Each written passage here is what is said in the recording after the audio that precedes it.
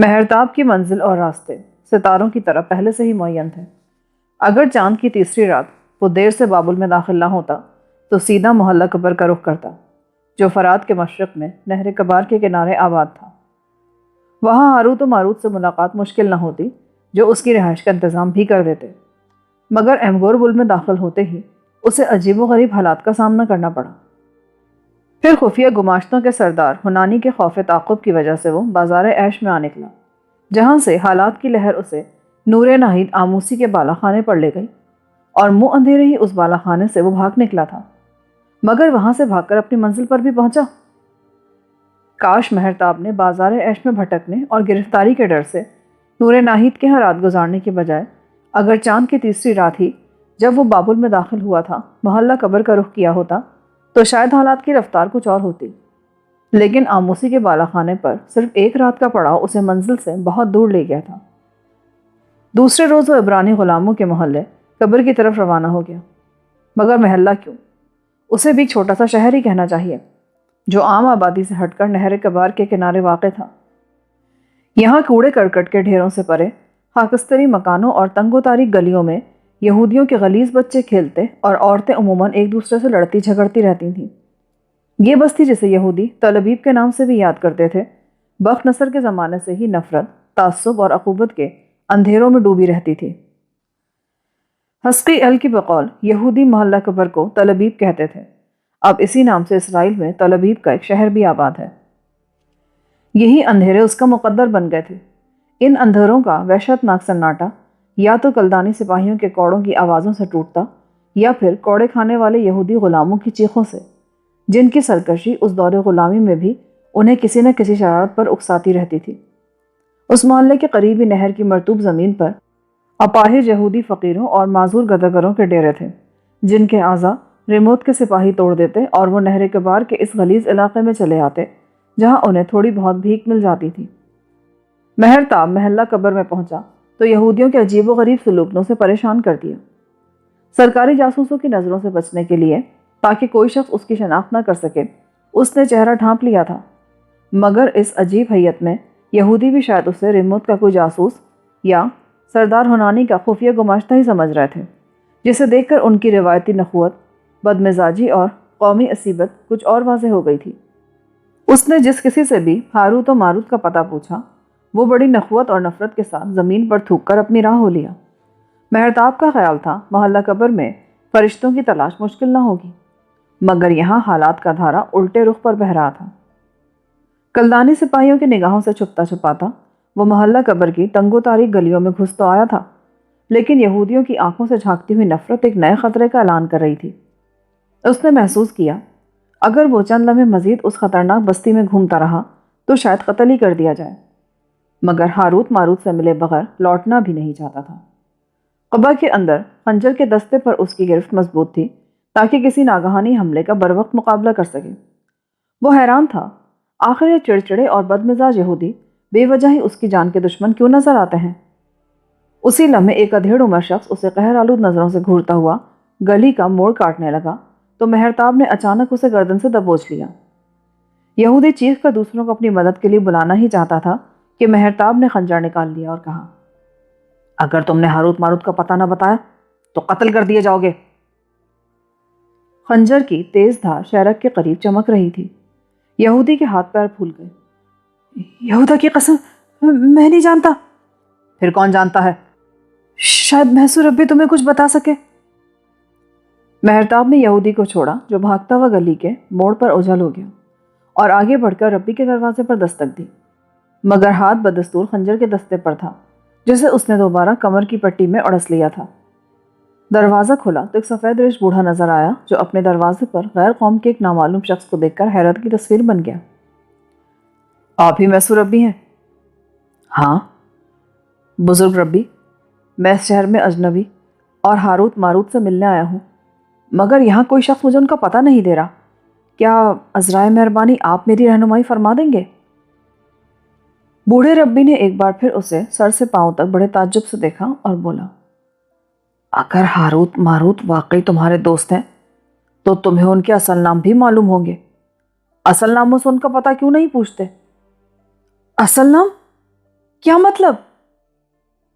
Harut Marut اصل نام نہیں، خفیہ نام ہے صاحبزادے، اور تم ان ناموں سے اپنے دوستوں کو تلاش نہیں کر سکو گے، کیونکہ خفیہ نام اسی لیے رکھے جاتے ہیں کہ اصل شخصیتیں پردہ راز میں رہیں۔ یہ ایک حیرت انگیز انکشاف تھا جس نے مہرتاب کو دم بخود کر دیا۔ اب وہ محلہ قبر کے یہودیوں کی نفرت و بدمزاجی کا مفہوم بھی سمجھنے لگا تھا، کیونکہ کسی شخص نے ہاروت ماروت سے آشنائی کا اظہار نہیں کیا۔ اگر یہودی بزرگوں نے اپنی اصل شخصیتوں کو چھپانے کے لیے خفیہ نام اختیار کر لیے تھے تو اس کی وجہ بھی صاف ظاہر تھی، کیونکہ عبرانیوں کو نہ صرف پہلے ہی مشکوک و مشتبہ سمجھا جاتا تھا، بلکہ ایرانی حملے کے بعد تو ان کی کڑی نگرانی بھی ہو رہی تھی کہ وہ سلطنت بابل کے خلاف کورش ہخامنشی کے ساتھ کوئی خفیہ سازش نہ کر سکیں، اور مہرتاب بابل کے حکمران خاندان ہی کے خلاف ایک خفیہ منصوبہ لے کر آیا تھا۔ اس نے اپنی حیرت و پریشانی کو چھپانے کی کوشش کی، مگر مسوربی کے انکشاف نے ایک مشکل صورتحال سے اسے دوچار کر دیا تھا۔ کسی قدر ٹھہر کر وہ بولا، بزرگ ربی، میرا ہاروت ماروت سے ملنا بہت ضروری ہے، مگر میں ان کے اصل نام نہیں جانتا۔ کیا کوئی ایسی صورت ہو سکتی ہے کہ میں ان سے مل سکوں؟ ربی کے ماتھے پر سوچ کی لکیریں کچھ اور گہری ہو گئیں۔ پھر وہ بولا، میں تمہیں دانیال نبی کا پتہ بتا سکتا ہوں، شاید وہ تمہاری کو رہنمائی کر سکیں۔ بابل کے دور غلامی میں کئی اسرائیلی نبی وہاں موجود تھے، جن میں دانیال، عزرا یعنی حضرت عزیز علیہ السلام، حجی نبی اور زکریا بن برکیہ بن ادو شامل ہیں۔ انہی کی مساعی سے پہلی بار تحریک صہیونیت کا آغاز ہوا اور کوہ صہیون کو یروشلم کی طرف واپسی کے لیے قومی نشان قرار دیا گیا۔ ان چاروں انبیاء کے صحائف بائبل میں موجود ہیں۔ پھر بوڑھے ربی نے پتہ بتانے کے بجائے مہرتاب کو اپنے ساتھ آنے کا اشارہ کیا اور مختلف راستوں سے گزرتا ہوا بستی کے صاف ستھرے حصے میں جا پہنچا۔ یہاں کسی کمرے اور چھت کے بغیر ایک وسیع چار دیواری تھی، جہاں یہودی عبادت یا کسی اہم اجلاس کے لیے جمع ہوتے اور آہوں، سسکیوں اور آنسوؤں کے درمیان کوہ صہیون کو یاد کرتے اور کلدانیوں کی غلامی کے جوئے سے نجات حاصل کرنے کی دعائیں مانگتے تھے۔ چار دیواری کے پاس ہی خاکستری مکان تھا۔ ربی مہرتاب کو لے کر اس مکان میں گھس گیا اور اسے چھوٹے سے کمرے میں تنہا چھوڑ کر آگے بڑھ گیا۔ چند لمحوں کے انتظار کے بعد لوٹا تو مہرتاب کو ساتھ لے کر ایک ایسے کمرے میں داخل ہوا جو سطح زمین سے کئی فٹ گہرا تھا۔ مہرتاب کو 4-5 سیڑھیاں اترنی پڑی۔ یہ کمرہ نیم تاریک تھا اور چند آدمی کھجور کی چٹائی پر ایک ضعیف العمر بزرگ کے گرد حلقہ کیے بیٹھے تھے۔ مہرتاب سمجھ گیا کہ وہی دانیال نبی ہے۔ مسوربی نے بھی اسی کی طرف اشارہ کیا۔ یہ اندازہ لگانا مشکل نہ تھا کہ وہ لوگ بزرگان یہود میں شمار ہوتے اور اس وقت کسی اہم مسئلے پر صلاح مشورے کے لیے جمع ہوئے تھے۔ مہرتاب نے مختصر الفاظ میں اپنا مدعا بیان کیا اور بتایا کہ بابل میں وہ صرف ہاروت ماروت سے ملنے آیا ہے، مگر یہاں آنے کے بعد اسے پتہ چلا کہ ان کے اصل نام یہ نہیں ہے۔ اپنی آمد کا مقصد بتا سکتے ہو؟ مہرتاب جانتا تھا کہ موجودہ صورتحال میں یہ سوال ضرور کیا جائے گا۔ کسی ہچکچاہٹ کے بغیر وہ بولا، دانیال مقدس، میں آپ کی حیثیت سے اچھی طرح آگاہ ہوں، پھر بھی یہ سوال نامناسب ہے اور میں اس کا جواب نہیں دوں گا۔ مگر مہرتاب جس بات کو چھپانا چاہتا تھا، دانیال کی فراست نے اس کے چہرے پر پڑھ لیا تھا۔ اگر صرف ہاروت ماروت سے ملنے آئے ہو تو شاید ان سے اب ملاقات نہ ہو سکے۔ کیوں؟ تم نے آنے میں بڑی دیر کر دی۔ میں کل رات بابل میں داخل ہوا تھا، یہاں پہنچنے میں صرف چند پہر کی دیر ہوئی ہے۔ مگر زندگی کے بساط چند لمحوں میں الٹ جاتی ہے۔ مہرتاب نے دانیال کے الفاظ سے خطرے کی وہ محسوس کی۔ آپ کے الفاظ کا مطلب جاننا چاہتا ہوں میں۔ کل تک ہاروت ماروت کے نام پردہ اخفا میں تھے۔ سرکاری جاسوس بھی نہیں جانتے تھے کہ اصل آدمی کون ہے جن کی حکومت کو تلاش ہے، مگر کل رات یہ راز کسی پر آشکار ہو گیا اور وہ بڑے پراسرار طریقے سے گرفتار کر لیے گئے۔ اب یہ راز نہیں رہا کہ وہ دونوں حجی اور زکریا ہیں۔ دانیال مقدس کے الفاظ اس کے دل و دماغ پر بجلی بن کر گرے۔ زمین پاؤں تلے سے نکل گئی اور وہ خود کو خلا میں معلق محسوس کرنے لگا۔ انہیں گرفتار کس نے کیا ہے؟ یہ کوئی نہیں جانتا، کیونکہ سرکاری طور پر ان کی گرفتاری کا اعلان نہیں کیا گیا۔ مہرتاب انتہائی پریشانی اور کرب کی حالت میں اچانک کھڑا ہو گیا اور دائیں ہاتھ کو یوں جھٹکا دیا جیسے کسی شے نے کاٹ لیا ہو۔ دانیال مقدس، بس یہ ملاقات ختم ہوئی، شاید میں دوبارہ یہاں نہ آ سکوں، لیکن اتنی التجا کرتا ہوں کہ مجھے پہچاننے کی کوشش نہ کی جائے۔ میں محلہ کبر آیا ہوں مگر نہیں آیا، میری آمد کو راضی رہنا چاہیے۔ اتنا کہہ کر وہ تیزی سے پلٹا اور سیڑھیاں عبور کر کے گہرے کمرے سے باہر آ گیا۔ ہاروت ماروت کی گرفتاری کی خبر بالکل ناگہاں ملی تھی، جس نے چند لمحوں کے لیے ہوش و حواس تک سلب کر لیے تھے۔ اس گرفتاری کا مطلب یہ تھا کہ وہ منصوبہ ہی غارت ہو گیا جس کی تکمیل کے لیے وہ بابل آیا تھا۔ اب اسے صرف ایک ہی فکر تھی کہ کسی نہ کسی طرح یہ معلوم کیا جائے کہ ہاروت و ماروت کو کیوں گرفتار کیا گیا اور کس زندان میں ڈالا گیا ہے۔ محلہ کبر سے نکل کر وہ اسی مقصد کے لیے سرگرم ہو گیا۔ سرکاری جاسوسوں کی نظروں سے چھپ کر گھومتا رہا اور ہاروت ماروت کا کھوج لگاتا رہا۔ 5 راتیں اور 6 دن اسی تلاش و جستجو میں گزرے تھے۔ دیوتاؤں کی طرح مخفی رہ کر وہ کہاں کہاں بھٹکا، کس کس جگہ پہنچا۔ یہ حکایت پراسرار بھی تھی اور بڑی تکلیف دہ بھی، کیونکہ ساری جدوجہد کا نتیجہ صفر تھا۔ شاید بابل میں کوئی بھی شخص اس واقعے سے آگاہ نہ تھا، اور یہی بات سب سے زیادہ تشویش انگیز اور خطرناک تھی کہ ہاروت ماروت کی گرفتاری کو راز سربستہ بنا دیا گیا تھا۔ آج اس نے دریا کے اس پار اشوریوں کا محلہ بھی چھان لیا جو شامی اور لبنانی کنیزوں کی خرید و فروخت کے لیے مشہور تھا۔ یہاں غیر ملکی بردہ فروشوں کے علاوہ ان مقامی دلالوں کی بھی بھیڑ لگی رہتی تھی جو بڑے بڑے شیوخ اور عمرہ سے رابطہ رکھتے اور شہر میں ہونے والے ہر اہم واقعے پر تبصرہ کرتے تھے۔ مگر مہرتاب کو انسانوں کی اس منڈی سے بھی مطلب کی کوئی بات معلوم نہ ہو سکی۔ فرشتوں کی گرفتاری تو طلسم ہوش ربا بن گئی تھی۔ اب اس کے سوا کوئی چارہ کار نہ تھا کہ اس سربستہ راز کو حل کرنے کے لیے مقامی ملاحوں کے سردار سیسرا کی مدد حاصل کی جائے۔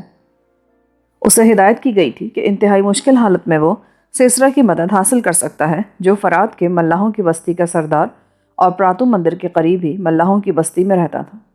اس کا گھر بستی کی نکڑ پر سب سے الگ تھلگ تھا، جس کی چھت پر لہرانے والی تکونی جھنڈی اس امر کی علامت تھی کہ یہ اس بستی کے سردار کا گھر ہے۔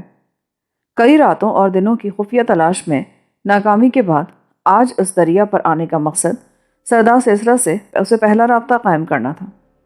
اس نے گھاٹ پر کچھ وقت تنہائی میں چلہ کاٹنے والے کاہنوں کی طرح گزار دیا تاکہ رات کا پہلا پہر گزر جائے تو ملاحوں کی بستی کا رخ کرے۔ اس احتیاط کا مقصد یہ تھا کہ کوئی سرکاری جاسوس اس کا تعقب نہ کر سکے۔ سردار سیسرا سے مل کر اسے صرف ایک لفظ یعنی سروش کہنا تھا، جس کا مطلب تھا وہ فرشتوں کا دوست ہے۔ پھر وہ بوڑھا ملا اس کے لیے اجنبی نہ رہے گا۔ ایرانیوں کے نزدیک سروش پیغام رساں فرشتہ ہے جو ملکوتی افواج کا افسر اعلیٰ سمجھا جاتا ہے۔ فرات پر چاندنی کسی جادوگر کے خواب کی طرح بکھری ہوئی تھی۔ رات کا پہلا پہر گزرتے ہی وہ دریا کے چوڑے بند سے اتر کر تیزی سے پراتو مندر کی طرف ہو لیا۔ چاندنی رات میں یہ مندر بابل کے شہر کی طرح بڑا پراسرار لگ رہا تھا، اور اس کے دامنوں میں پھیلی ملاحوں کی بستی بھی چاندنی میں کسی طلسماتی حسینہ کی طرح اپنی زلفیں بکھیرے محو خواب تھی۔ مہرتاب نے اس بات کا خاص خیال رکھا تھا کہ اس چاندنی میں کوئی آنکھ اسے نہ دیکھ سکے، کوئی سایہ اس کا تعقب نہ کر سکے۔ سردار کا مکان تلاش کرنے میں اسے کوئی مشکل پیش نہ آئی۔ اس کی چھت پر لہرانے والی تکونی جھنڈی دیکھ کر مہرتاب نے دروازے پر دستک دی۔ بوڑھا ملا اگر سو بھی رہا تھا تو دستک کی آواز سن کر فوراً ہی بیدار ہو گیا۔ پھر بھی چراغ روشن کرنے اور دروازہ کھولنے میں دیر ضرور لگی۔ رات کے وقت انتہائی ضرورت مند ہی اس کا دروازہ کھٹکھٹایا کرتا تھا، لیکن جب اس نے چوبے کے واڑ کھولے تو باہر ایک اجنبی نوجوان کو دیکھ جس کا نصف چہرہ چاندنی اور نصف چہرہ اندھیرے میں تھا۔ وہ سوچ میں پڑ گیا کہ بھلا اس شخص کو مجھ سے کیا کام ہو سکتا ہے۔ مہرتاب اس کی حیرت بھانپ گیا، لیکن فوراً ہی حرف مطلب زبان پر لانا مناسب نہ سمجھا۔ معاف کرنا سردار، میں نے تمہیں بے وقت تکلیف دی۔ کیا پراتو مندر رات کو بند ہو جاتا ہے؟ سردار نے چشم حیرت سے اسے دیکھا۔ اسے یقین نہیں آ رہا تھا کہ یہ نوجوان رات کے وقت فی الواقع پراتو مندر ہی کے بارے میں معلومات حاصل کرنے آیا ہے۔ پھر عجیب سے طنزیہ لہجے میں بولا، اس بستی کی طرف آنے کے بجائے اگر تم نے مندر کا رخ کیا ہوتا تو تمہیں اپنے سوال کا جواب آپ سے آپ مل جاتا، کیونکہ پراتو دیوتا کا دروازہ کبھی بند نہیں ہوتا۔ مہرتاب نے اس کے لہجے کی تلخی محسوس کی۔ یہ بات مجھے معلوم نہ تھی۔ خوب، پھر تو تمہیں یہ بھی معلوم ہوگا کہ جنگ کے زمانے میں رات کو آوارہ پھرنے اور لوگوں کے دروازے کھٹکھٹانے کا نتیجہ کیا ہو سکتا ہے۔ کیا بتاؤں، میں اس شہر میں اجنبی ہوں اور سردار سسرا کے علاوہ کسی کو اپنا دوست نہیں سمجھتا۔ مہرتاب اب مطلب کی طرف آ گیا۔ ایک اجنبی کی زبان سے اپنا نام سن کر بوڑھا ملا یوں اچھلا جیسے کسی نے اس کے سر پر بھاری چپو دے مارا ہو۔ چہرے پر یکلخت انجانے اندیشوں اور نامعلوم خطروں کے سائے پھیل گئے اور آنکھوں سے جھانکنے والی حیرت برچھی کی طرح سیدھی مہرتاب کے دل میں آ چبھی۔ کسی بھیانک وسوسے نے اچانک اسے خوفزدہ کر دیا۔ شاید بوڑھا اسے ریموت کا جاسوس سمجھا تھا اور رات کے وقت ریموت کے کسی جاسوس کا دروازہ کھٹکھٹانا پیغام اجل ہی سمجھا جاتا تھا۔ کون ہو تم؟ سروش۔ مہرتاب کا جواب مختصر بھی تھا اور ایک مکمل تعارف بھی۔ اس ایک ہی لفظ نے جادو سے بڑھ کر اثر دکھایا اور جان پہچان کے لمبے چوڑے رشتے معلوم کرنے کی حاجت باقی نہ رہی۔ سروش کا لفظ سنتے ہی بوڑھے ملا کی آنکھوں میں پراسرار یگانگت کی چمک جاگ اٹھی۔ اس نے مہرتاب کو بازو سے پکڑ کر جلدی سے دروازے کی طرف گھسیٹا۔ اندر آ جاؤ۔ پھر فوراً ہی مکان کا دروازہ بند ہو گیا اور بوڑھا پوچھنے لگا، کسی نے تمہیں ادھر آتے ہوئے تو نہیں دیکھا؟ نہیں، صرف چاندنی نے میرا تعاقب کیا ہے سردار سسرا، اور چاندنی ریموت کی جاسوس نہیں ہو سکتی۔ کہیں اس دھوکے میں نہ رہنا صاحبزادے۔ نادیدہ گوشوں میں چھپی ہوئی آنکھیں نظر نہیں آتی مگر خود سب کچھ دیکھ لیتی ہیں۔ خطرے سانپ کی طرح ہمیشہ زمین کے پیٹ میں رینگتے رہتے ہیں۔ میں بابل میں انہی خطروں کا زہر نچوڑنے آیا ہوں۔ بیٹھ جاؤ، ہم آرام سے گفتگو کریں گے۔ سیسرا نے کھجوروں کی رسی سے بنی ہوئی ایک بھدی سی کھاٹ کی طرف اشارہ کیا، پھر خود بھی اس کے بالمقابل ایک چوکی پر بیٹھ گیا۔ کمرہ مختصر تھا۔ چھت کی کڑیوں پر بھی کھجور کی چٹائی نظر آ رہی تھی۔ مٹی کی دیواریں صاف ستھری تھیں۔ سامنے تاخچے میں بڑا سا چراغ جل رہا تھا جس کے دھوئیں سے اس کا بالائی حصہ سیاہ پڑ گیا تھا۔ بوڑھے ملا نے، جس کا مضبوط کثرتی جسم اس عمر میں بھی نوجوانوں کی طرح تنومند دکھائی دیتا تھا، چراغ کی روشنی میں اپنے مہمان کو غور سے دیکھا اور دیکھتا ہی رہ گیا۔ وہ قوی ہونے کے ساتھ حسن جمال کے دیوتا رب النوع کا مظہر معلوم ہوتا تھا۔ سردار اسے دیکھتے ہوئے بولا، میں نے ابھی تک تمہارا نام نہیں پوچھا۔ مجھے مہرتاب کے نام سے پکار سکتے ہو۔ بوڑھا ملا مطمئن ہو کر سر ہلانے لگا۔ اجمی نام ہے، اور سیسرا بھی تو غیر اجمی نہیں۔ کام کے علاوہ ہمارے نام بھی ایک سے ہیں، مگر تمہیں چاند کی تیسری رات کو آنا چاہیے تھا۔ وہ رات ایک کہانی بن گئی تھی سردار۔ میں اسی رات یہاں پہنچ گیا تھا مگر فرشتوں سے ملاقات نہ کر سکا۔ بوڑھا سروش کی طرح فرشتوں کے لفظ پر بھی تڑپ کر رہ گیا۔ جانتے ہو انہیں گرفتار کر لیا گیا ہے۔ گرفتاری کی خبر بھی سن لی ہے اور یہ بھی جان گیا ہوں کہ ان کے اصل نام کیا ہیں۔ اتنے دن اسی کھوج میں بھٹکتا رہا کہ انہیں کہاں قید کیا گیا ہے مگر کوئی سراغ نہ مل سکا۔ شاید تمہیں کچھ علوم ہو۔ کاش مجھے کچھ علم ہوتا۔ سیسرا کے جواب نے مہرتاب کو مایوس کر دیا۔ تو تم بھی ان کی گرفتاری کے بارے میں کچھ نہیں جانتے؟ صرف یہ جانتا ہوں کہ انہیں چاند کی تیسری رات دریائے فرات کے شمالی برجوں کی طرف جاتے ہوئے گرفتار کیا گیا تھا۔ فرات کے شمالی برجوں کا ذکر سن کر مہرتاب بے طرح چونکا اور تڑپ کر کھڑا ہو گیا۔ فرات کے شمالی برج؟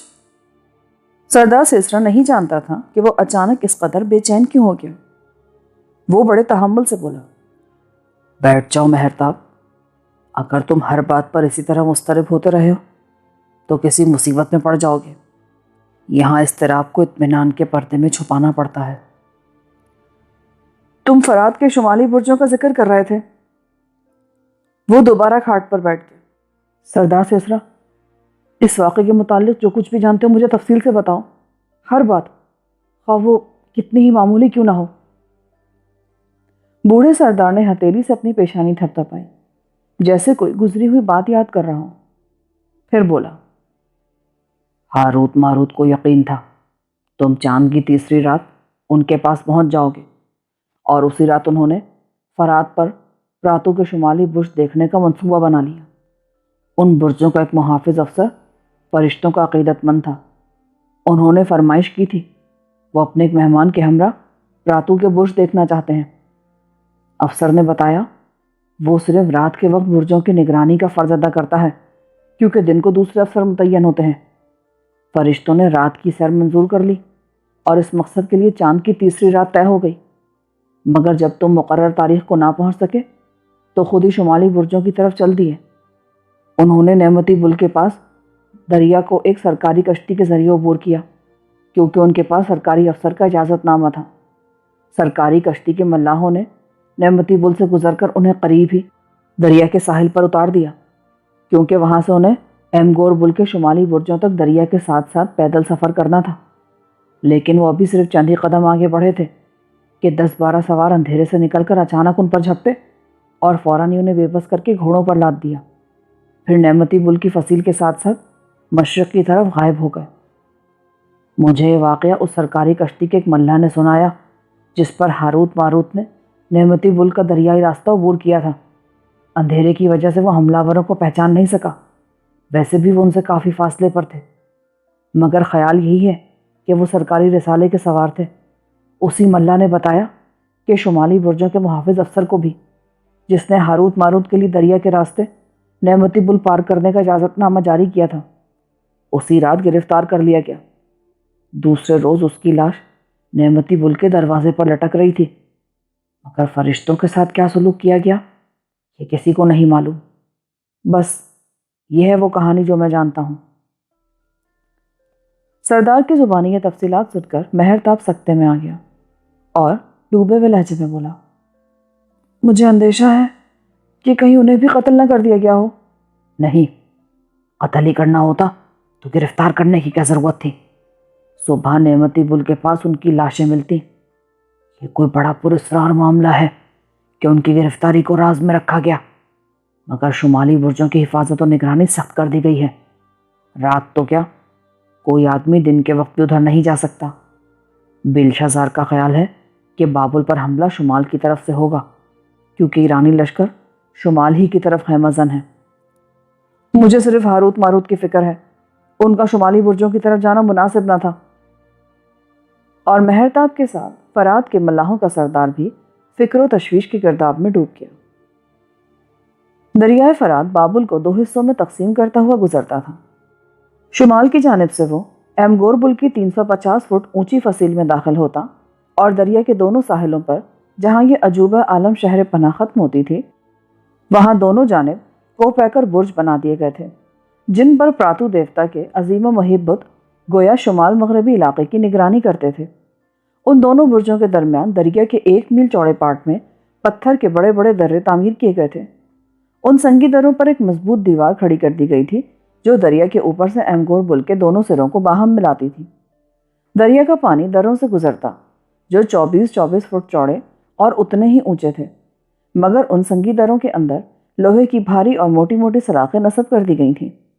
یہ سلاخیں پانی میں ڈوبی رہتی تھیں تاکہ کوئی دشمن دریا کے راستے شہر میں داخل نہ ہو سکے۔ پہلی شہر پناہ ایمگور بل سے 2.5 میل اندر، دوسری شہر پناہ نعمتی بل تھی، اور نعمتی بل پر جہاں سے دریا باقاعدہ شہر میں داخل ہوتا تھا، دونوں ساحلوں پر فوجی چوکیاں تو موجود تھیں، لیکن دریا پر کوئی حفاظتی دیوار نہیں تھی جیسے ایمگور بل پر بنائی گئی تھی۔ اسی قسم کے حفاظتی انتظامات جنوب کی طرف بھی کیے گئے تھے، جہاں دریا نعمتی بل اور ایمگور بل کے جنوبی حصاروں سے باہر نکلتا تھا۔ جنوب کے سمتی نعمتی بل پر حفاظتی چوکیاں تھیں، جبکہ ایمگور بل کے دونوں سروں پر ویسے ہی 2 برج اور ان 2 برجوں کے درمیان سنگی دروں پر مشتمل ویسی ایک حفاظتی دیوار تھی۔ جنوبی دیوار کے دروں کے اندر بھی آہنی سلاخیں ہر وقت پانی میں ڈوبی رہتی تھیں تاکہ اس سمت سے بھی کوئی حریف شہر میں داخل ہونے کی جرات نہ کر سکے۔ یوں تو دریائے فرات کے جنوبی اور شمالی دروں پر زمانہ امن میں بھی پہرا رہتا تھا، لیکن ان ایام میں جب ایرانی خطرہ بابل سے دور نہیں تھا، شمالی برجوں کی کڑی نگرانی کی جاتی تھی تاکہ ایرانی کہیں دریا میں سین لگا کر شہر کے اندر نہ گھسائیں۔ ان حالات میں ہاروت ماروت کا شمالی برجوں کی سیر کا منصوبہ بنانا یقیناً خطرے سے خالی نہ تھا، اور اب مہرتاب اور سردار سیسرا دونوں اسی فکر میں مبتلا تھے کہ اگر وہ زندہ ہیں تو انہیں کہاں تلاش کیا جائے۔ چند لمحوں کی اذیتناک خاموشی کے بعد مہرتاب نے دریافت کیا، تمہارے خیال میں گرفتاری کے بعد انہیں زندہ رکھنے اور چھپانے کی کیا وجہ ہو سکتی ہے؟ یہ تو میں بھی نہیں جانتا، لیکن میرا تجربہ کہتا ہے انہیں بعض ضروری معلومات حاصل کرنے کے لیے زندہ رکھا گیا ہے، اور جس روز وہ ضروری معلومات حاصل ہو گئیں انہیں قتل کر دیا جائے گا۔ اس کا مطلب ہے ان کی زندگی کسی بھی وقت خطرے میں پڑ سکتی ہے؟ بے شک، لیکن یہ پتہ چل جائے کہ وہ کس جگہ قید ہے تو بابل میں ایک ایسی ہستی بھی ہے جس کے حکم پر ہر زندان کا دروازہ کھل سکتا ہے۔ تمہارا مطلب ہے شاہ بنو نے؟ سردار سیسرا کے ہونٹوں پر معنی خیز مسکراہٹ نمودار ہوئی۔ کیا عام لوگوں کی طرح تم بھی اسی غلط فہمی میں مبتلا ہو کہ بابل پر شاہ بنو نے کیا اس کا بیٹا بیلشازار حکومت کرتا ہے؟ پھر کون ہے وہ؟ شہزادی شمورا، کنواری دختر بابل۔ یہ الفاظ مہرتاب کے دل و دماغ میں دھماکے کی طرح پھٹے۔ اس نے تڑپ کر پہلو بدلا اور ایک بار پھر تیزی سے کھڑا ہو گیا۔ کیا کہا تم نے؟ کنواری دختر بابل؟ ہاں، یہی کہا ہے میں نے۔ اب بیٹھ جاؤ۔ یعنی شہزادی شمورا کنواری دختر بابل ہے؟ مہرتاب ایک بار پھر کھجور کی رسیوں سے بنی ہوئی کھاٹ پر بیٹھ گیا، لیکن یہ الفاظ اس کے دل کو کھائے جا رہے تھے اور ذہن میں دانائے فرات گوما کا وہ پیغام بگولے کی طرح چکرا رہا تھا جو اس نے سردار ہنانی کے ذریعے شاہ بنونید کو بھیجا اور اطلاع دی تھی کہ کنواری دختر بابل کا دولہا آ گیا ہے۔ وہ حیران تھا کہ اس پیغام کا مطلب کیا ہے۔ اس کے ساتھ ہی اس نے ہاروت ماروت کے معاملے کو نظر انداز کرتے ہوئے سردار سیسرا سے کنواری دختر بابل کے مفہوم کی وضاحت طلب کی۔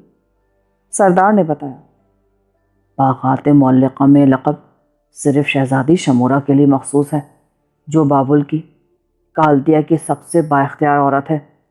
اس کے حکم پر موت کے اندھیرے بھی زندگی کے اجالوں میں تبدیل ہو جاتے ہیں۔ وہ نہ صرف قانون کی زبان بلکہ خود قانون ہے، کیونکہ بادشاہ رعایا پر اور وہ بادشاہ پر حکومت کرتی بلکہ اس کی مشیر و رہبر ہے۔ تم سمجھ گئے ہوگے کہ شہزادی شمورا بادشاہ کو چلانے والی طاقت کا نام ہے۔ سردار نے شہزادی کی جو تصویر کھینچی تھی اس کے مطابق بلا شبہ وہ بے دخت کے بعد بابل کی دوسری یگانہ اصل عورت تھی، مگر مہرتاب کے خیال کی ہر لہر بھنور کی طرح ایک ہی محور پر گھوم رہی تھی، اور وہ محور تھا کنواری دختر بابل۔ آخر اس نے پوچھ ہی لیا، شہزادی کی ابھی تک شادی کیوں نہیں ہوئی؟ ہوتے ہوتے رہ گئی تھی۔ دراصل ابھی تک دنیا کا کوئی مرد اس کے معیار پر پورا نہیں اترا۔ وہ اشتار دیوی کی پرستار اور دوسری عورتوں سے مختلف ہے۔ شادی ہوتے ہوتے رہ گئی؟ کس کے ساتھ ہو رہی تھی؟ بوڑھا سردار حیران تھا کہ مہمان اصل مقصد سے ہٹ کر شہزادی میں دلچسپی کیوں لینے لگا ہے۔ یہ عجیب بات تھی، تاہم ایک لمحہ رک کر اس نے اپنی یادداشت کا ورق پلٹا اور کہنے لگا، وہ شہزادہ سامتیق مصر کا ولی عہد تھا۔ فرعون آمس نے اس کے لیے دختر بابل کا رشتہ طلب کیا، مگر شمورا نے یہ کہہ کر شادی سے انکار کر دیا کہ میں اس ملک کی ملکہ نہیں بننا چاہتی جہاں مرنے والوں کی ممیاں بنائی جاتی ہیں اور لاشوں کو زرد پٹیوں میں لپیٹ کر گھروں میں سجایا جاتا ہے۔ وہ کہتی ہے مردے گھروں کے لیے نہیں، قبروں کے لیے ہوتے ہیں، اور مصر کا ہر گھر ایک قبرستان ہے۔ فرعون آمس، جسے مورخ اماسس بھی لکھتے ہیں، مصر کے 26ویں خاندان کا حکمران تھا جو 569 تا 525 قبل مسیح تک برسر اقتدار رہا۔ شہزادہ سامتیق اس کا فرزند اور مصر کا آخری فرعون تھا۔ اسی کے دور میں کموجیا بن کورش نے مصر پر قبضہ کر لیا۔ مہرتاب پر حیرتوں کا پہاڑ ٹوٹ پڑا۔ اس نے ملکہ مصر بننے سے انکار کر دیا؟ اس کا مطلب ہے کہ وہ شادی ہی نہیں کرنا چاہتی۔ شادی کے بغیر عورت نامکمل ہوتی ہے، مگر شمورا کسی مکمل آدمی کے منتظر ہے اور سمجھتی ہے کہ اس کا دولہا ضرور آئے گا۔ اس کے ساتھ ہی مہرتاب کے دل و دماغ میں پھر دھماکے سے ہونے لگے اور دانائے فراق گوما کے پیغام کی پراسرار گھنٹیاں اس کی سماعت سے ٹکرانے لگیں۔ کنواری دختر بابل کا دولہا آ گیا ہے، یہ ایک حیرت انگیز پیغام تھا، اور مہرتاب اس کا مفہوم سمجھنے سے قاصر، جبکہ شہزادی شمورا کی عجیب شخصیت پہلی بار سامنے آئی تھی، ورنہ وہ تو آفریدہ جمال بے دخت کو ہی دختر بابل سمجھ بیٹھا تھا۔ جسے اس نے چاند کی تیسری رات ہیکل زہرہ کے پاس دیکھا اور جس کے متعلق بہت کچھ مقدس گوما سے سنا تھا، مگر اب اس کا ذہن دو حصوں میں تقسیم ہو کے رہ گیا تھا۔ ایک طرف زہرہ جمال بے دخت تھی، دوسری جانب شہزادی شمورہ، اور وہ اس بات پر حیران ہو رہا تھا کہ مقدس گوما نے اسے بے دخت سے دور رہنے کا مشورہ کیوں دیا تھا۔